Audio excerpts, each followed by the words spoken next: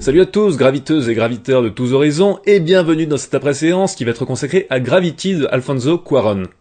Le cinéma, c'est un des arts les plus dépendants de la technologie. Si on prend d'autres arts, comme par exemple la littérature, il y aura une composante technologique, bien entendu. Pour écrire, il faut un stylo, une machine à écrire, un ordinateur, ou que sais-je.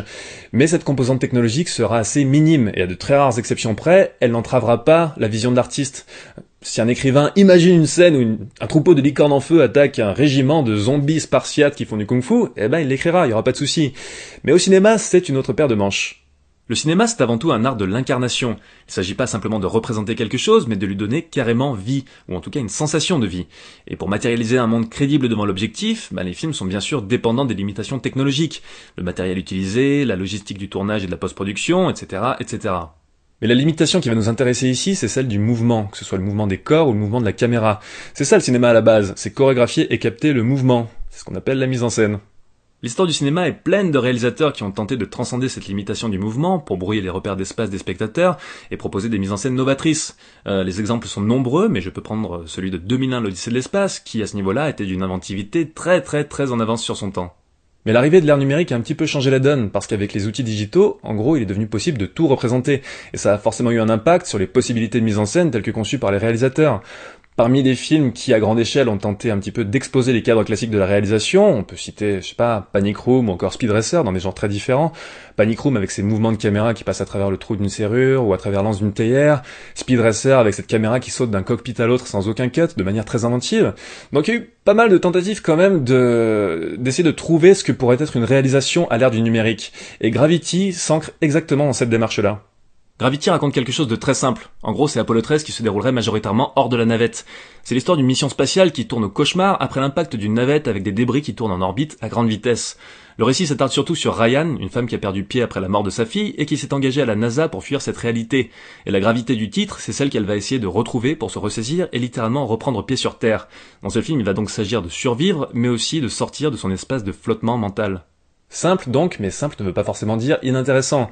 Si un enjeu de narration est percutant, il est percutant, qu'il soit simple ou complexe. Et l'avantage de celui-là, c'est qu'il laisse le champ libre à la véritable démarche du film, qui est de fournir un pur trip d'immersion, et au passage aussi un pur bonheur de mise en scène. Le film va pas vouloir vous raconter quelque chose de révolutionnaire, mais vous faire ressentir ce que ressentent les personnages et faire ressentir ce qu'est l'expérience de pure perte des repères dans l'espace. Et pour ça, il va pas lésiner sur les moyens. Alfonso Cuarón, c'est un mec qui est fasciné par les possibilités de mise en scène. On pouvait déjà le voir dans certains de ses autres films, comme Les Fils de l'Homme, avec ses plans séquences ahurissants qui ont dû nécessiter une mise en place de fou furieux. Et on retrouve ce type de démarche dans Gravity, qui s'ouvre avec un plan séquence démentiel, qui est ultra long et ambitieux, mais qui paraît au final très naturel. Après, bien sûr, c'est pas un véritable plan séquence au sens traditionnel du terme. Au départ, je pensais qu'ils avaient filmé les acteurs sur fond vert, en raccordant ensuite numériquement les différents bouts de scène, mais en fait, pas du tout.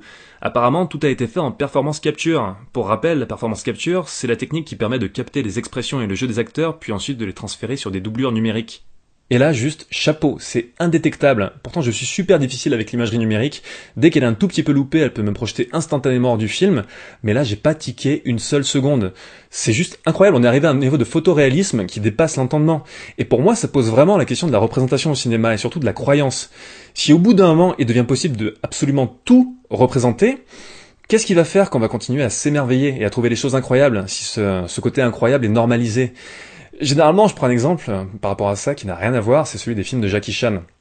Si on les trouve incroyables, c'est parce qu'on sait que Jackie Chan fait lui-même ses cascades, que ce qu'on voit à l'image, c'est réellement produit, qu'il y a vraiment un risque pris. Et les films, c'est pas juste ce qui est raconté à l'écran, c'est aussi l'histoire humaine derrière ces films qui les nourrit. Et avec le tout numérique, et justement toutes les possibilités de représentation à l'image du numérique, on perd un petit peu cet aspect-là. On gagne aussi sur d'autres aspects, mais il y a un changement vraiment dans notre rapport à l'image qui est en train de se produire. Je trouve ça vraiment fascinant. Dans d'autres vidéos, j'avais un peu parlé de la valeur d'immersion sensorielle du cinéma, avec tout le côté, dans un film, il faut montrer au lieu de dire.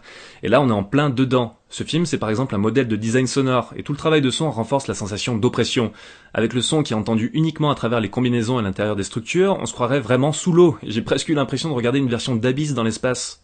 La caméra saute aussi constamment d'un point de vue à un autre, sans aucune retenue, ce qui permet des effets de réalisation assez inédits, sans barrière, et ça donne un rendu chorégraphié complètement hypnotique. Mais ça permet aussi une très bonne lecture de ce qui se passe, alors que les repères habituels d'espace sont brouillés, et c'est un sacré tour de force. On voit aussi la Terre comme on la voit rarement, dans une sorte de crépuscule qui lui donne des airs de Mars, et ça apporte de la fraîcheur à une imagerie qui est ultra vue et revue. Gravity, c'est un film qui prend le temps, et c'est tellement rare de nos jours au cinéma que ça fait forcément plaisir. Il est totalement à la hauteur de sa promesse d'immersion, et ce film, c'est à la fois un très bon tour de montagne russe, mais aussi un film qui fera date d'une manière ou d'une autre dans les possibilités de réalisation, c'est forcé. Après, tout ce travail incroyable d'immersion, c'est un peu la force, mais aussi la limite du film. Et le seul reproche que je pourrais lui faire, c'est que l'accent mis sur cette immersion ne permet pas vraiment à Gravity de développer un véritable fond. Et pourtant, quand on fait un film sur le vertige de l'humain au milieu du vide du cosmos, c'est pas seulement un vertige physique, c'est carrément un vertige métaphysique. Dans Gravity, on a le frisson du danger immédiat, on a le frisson de la froideur de l'espace, mais on n'a pas le vrai frisson de l'infini, celui qui vous fusille à la fois la tête et les entrailles et qui continue à vous hanter bien après la séance. Là, en l'état, on a droit à un symbolisme simple et efficace, même s'il est parfois un peu grossier, mais qui reste timidement à échelle humaine. Je pense par exemple à la position fétale de Sandra Bullock quand elle rentre dans la navette. C'est approprié à ce que traverse le personnage, et c'est aussi d'ailleurs un joli clin d'œil à 2001, l'Odyssée de l'espace, sauf que ça a une portée bien plus limitée.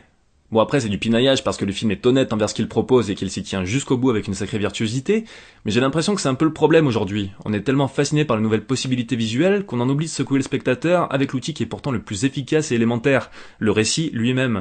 Et c'est un peu dommage parce que Gravity avait le potentiel de s'aventurer sur ce terrain.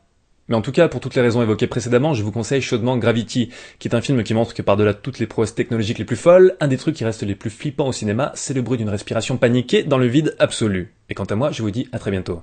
Bye!